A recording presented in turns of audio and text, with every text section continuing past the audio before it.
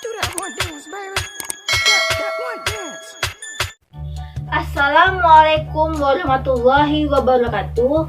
Hai, berjumpa lagi dengan saya Sisilia dari Adelina dari Universitas Tuanku Tanggussai, jurusan S1 PGSD semester 6A. Saya di sini akan memenuhi mata kuliah model-model pembelajaran IPA SD. Dosen pengampu yaitu Yeni Fitra Surya MPD. Oke, hari ini kita belajar bersama-sama untuk mata pelajaran tematik tema 1 Indahnya Kebersamaan, subtema 1 Keberagaman Budaya Bangsaku. Pembelajaran ketiga untuk adik-adik yang duduk di kelas 4 sekolah dasar. Yuk kita belajar adik-adik. Permainan tradisional apa yang ada di daerahmu? Bagaimana cara memainkannya? Hari ini kamu akan mengenal dan mencoba beberapa permainan tradisional yang bisa dimainkan bersama-sama teman-teman kamu adik-adik. Yang pertama, ada permainan yang namanya adalah benteng-bentengan. Nah, di kelas rendah yaitu kelas 2, kalian pernah belajar dan bermain tentang benteng-bentengan. Bagaimana cara bermainkannya? Yuk kita simak baik-baik adik-adik. Benteng-bentengan. Benteng-bentengan atau lelebonan adalah permainan yang dimainkan oleh dua kelompok dan penawan dan tertawan. Masing-masing kelompok terdiri atas 4 sampai dengan 8 orang dan memiliki satu tempat sebagai markas. Markas atau benteng bisa berupa sebuah tiang, pohon, atau pilar. Nah, di sini kalian akan saling berlawan nih adik-adik yang soleh dan soleha.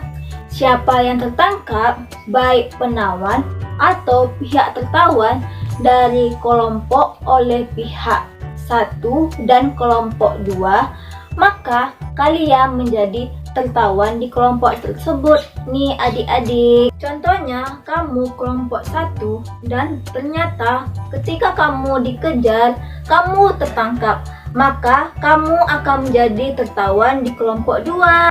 Nah, seperti itu permainan benteng-bentengan. Nah, teman kalian di kelompok 1 harus berusaha menyelamatkan kalian dan tetap melindungi bentengnya. Yang kedua ada permainan gobak sodor. Permainan gobak sodor atau gala asin atau galasin. Kalau di daerah kakak namanya cakbur nih adik-adik. Yuk kita simak baik-baik adik-adik. Gobak sodor. Permainan gobak sodor atau gala asin atau galasin dilakukan di lapangan.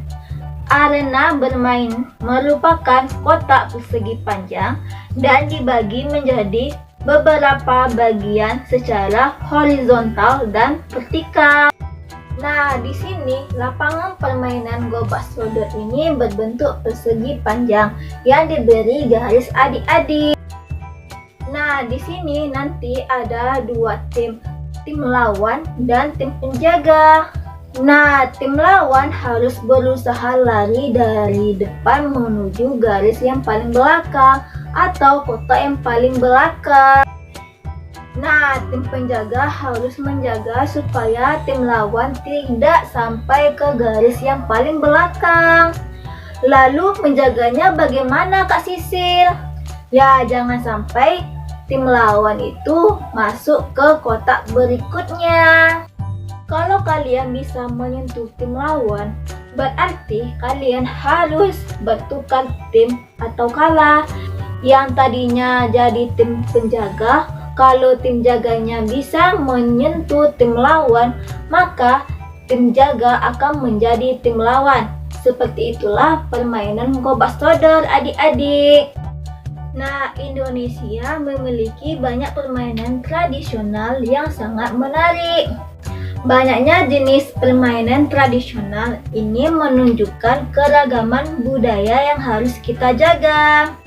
Selain memiliki permainan tradisional yang beragam, Indonesia memiliki musik tradisional yang beragam pula. Bunyi yang dihasilkan suatu benda berbeda-beda, demikian pula dengan bunyi yang dihasilkan oleh alat musik tradisional. Apakah adik-adik tahu apa itu bunyi? Ya, bunyi merupakan gelombang longitudinal. Bunyi memerlukan medium perambatan. Bunyi dapat merambat benda padat, cair, dan gas. Tidak dapat merambat di ruang hampa. Kolintang merupakan alat musik tradisional dari daerah Minahasa, yaitu Sulawesi Utara. Contohnya seperti bunyi pada alat musik gitar yang kita petik dapat menimbulkan getaran yang menghasilkan bunyi. Perambatan bunyi. Bunyi dapat merambat melalui 3 jenis media, yaitu media padat, cair, dan gas. Namun, bunyi tidak dapat merambat di ruang hampa. Hal ini dikarenakan ruang hampa tidak memiliki media yang dapat merambat bunyi. Yang pertama, bunyi merambat melalui udara. Contohnya sudah ada di dalam video ini. Terlihat ada 2 orang anak yang sedang melakukan percobaan. Salah satu anak memegang kaleng bekas dan salah satu anak lagi memegang selang. Anak yang memegang selang tersebut sedang berbicara pada temannya melalui selang tersebut. Apakah yang terjadi? Ya, anak yang memegang selang tersebut mendengar apa yang dibicarakan oleh temannya. Hal tersebut bisa terjadi karena bunyi merambat melalui udara. Suara yang didengarkan oleh anak tersebut merambat melalui celah-celah kecil pada selang yang ia pegang.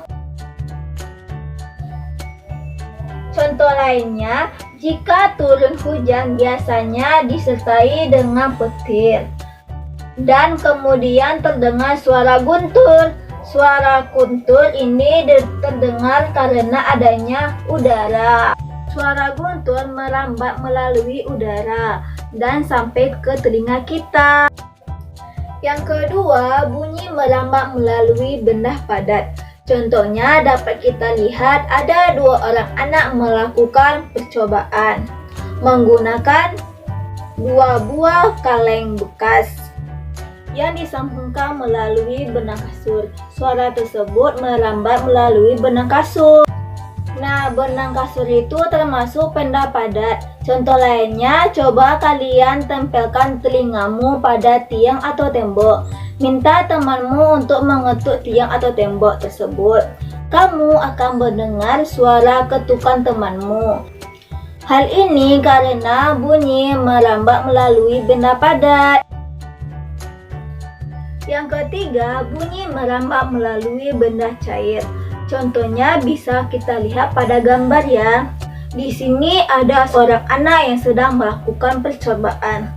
Nah, jika kamu memukul kaleng di dalam air, maka kamu akan mendengar bunyi kaleng tersebut. Karena bunyi kaleng tersebut merambat melalui air. Nah, sekarang yuk kita melakukan percobaan. Coba kalian di rumah melakukan percobaan mengenai sifat bunyi merambat melalui benda padat. Di sini sudah ada langkah-langkah yang harus kalian kerjakan. Buatkan alat seperti gambar yang ada di layar. Alat yang kalian butuhkan yaitu